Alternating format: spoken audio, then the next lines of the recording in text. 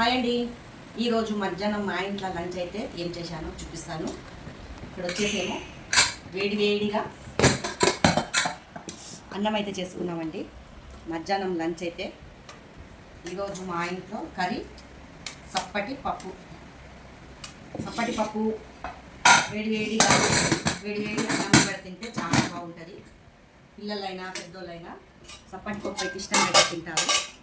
ఈ కందిపప్పు సప్పటి పప్పు అయితే చేశానండి. కందిపప్పుతో చాలా బాగుంటుంది.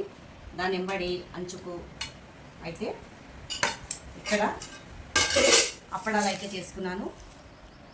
ఇక్కడ వచ్చేసి మామిడికాయ పచ్చడి అండి.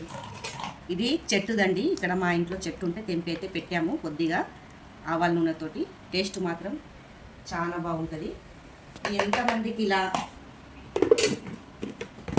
మామిడికాయ పచ్చడి, వేడి పప్పు, అన్నము, అప్పడాలు ఇష్టం ఉన్నదో కామెంట్ బాక్స్లో కామెంట్ చేయండి. లైక్ అయితే చేయండి. మీ ఒక్క లైక్ వల్ల చాలా సపోర్టింగ్ అయితే ఉంటుంది. ఫుల్ వీడియో వాచ్ చేసి అయితే చూడండి.